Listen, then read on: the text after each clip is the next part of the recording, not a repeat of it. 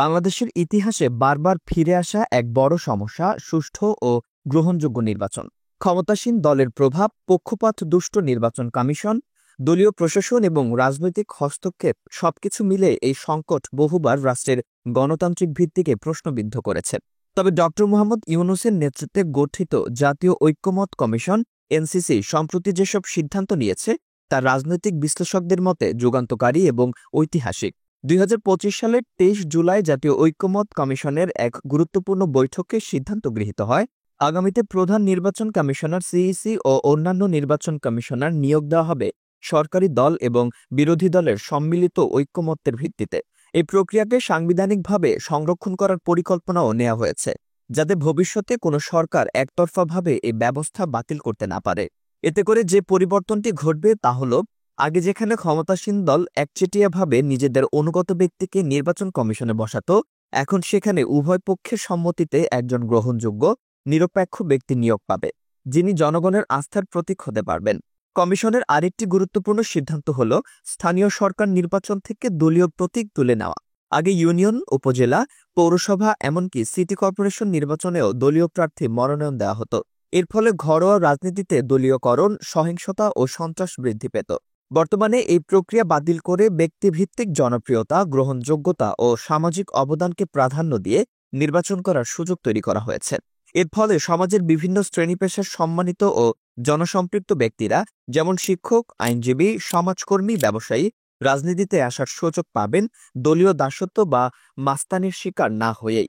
বাংলাদেশের ৫৪ বছরের রাজনৈতিক ইতিহাস ঘেঁটে দেখা যায়, যে দলই ক্ষমতায় এসেছে তারাই নির্বাচনে কারচুপির মাধ্যমে ক্ষমতা পাকাপোক্ত করতে চেয়েছে। বঙ্গবন্ধু শেখ মুজিবুর রহমান থেকে শুরু করে জিয়াউর রহমান, এরশাদ, বিএনপি, আওয়ামী লীগ সব সরকারই কোনো না কোনোভাবে নির্বাচন ব্যবস্থাকে নিজেদের পক্ষে ব্যবহার করেছে। নির্বাচন কমিশন বরাবরই ছিল ক্ষমতাসীন দলের পকেটে।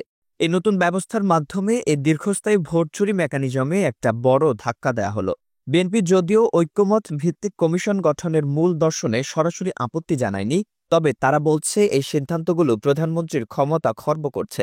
তাদের অভিযোগ, এইভাবে রাষ্ট্রীয় প্রতিষ্ঠানগুলোর উপর নিয়ন্ত্রণ হারানোর সম্ভাবনা তৈরি হচ্ছে এবং প্রশাসনিক জটিলতা আরও বাড়তে পারে।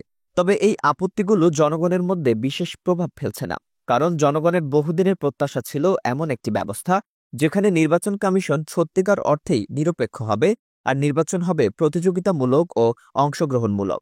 এই সিদ্ধান্তগুলোর সবচেয়ে বড় প্রভাব হবে বাংলাদেশের রাজনৈতিক সংস্কৃতির পরিবর্তন। নতুন এই ব্যবস্থার ফলে দলীয় আনুগত্য নয়, বরং যোগ্যতা, নিরপেক্ষতা ও জন আস্থা হবে কমিশন এবং জনপ্রতিনিধি নির্বাচন করার মূল মাপকাঠি। এটি কেবলমাত্র নির্বাচনী ব্যবস্থার সংস্কার নয়, বরং দীর্ঘমেয়াদে জনগণের রাজনীতির প্রতি আস্থা ফিরিয়ে আনার এক সাহসী পদক্ষেপ। বাংলাদেশের সুষ্ঠু নির্বাচন নিয়ে দীর্ঘদিনের যে অবিশ্বাস এবং সংকট, তা সমাধানের পথে হয়তো এক বাস্তব ও গ্রহণযোগ্য ভিত্তি স্থাপন করল ড. ইউনূসের নেতৃত্বাধীন ঐক্যমত কমিশন। যদিও বাস্তবায়ন প্রক্রিয়ায় নানা চ্যালেঞ্জ রয়েছে, তবে এই সিদ্ধান্তগুলো দেশের রাজনীতিতে নতুন অধ্যায়ের সূচনা করেছে বলে রাজনৈতিক বিশ্লেষকরা মনে করছেন। ভিডিওটি ভালো লাগলে একটি লাইক দিয়ে চ্যানেলটি সাবস্ক্রাইব করুন এবং বেল আইকনটি অন করে রাখুন। নতুন ভিডিওর আপডেট পেতে আমাদের সাথেই থাকুন। ধন্যবাদ।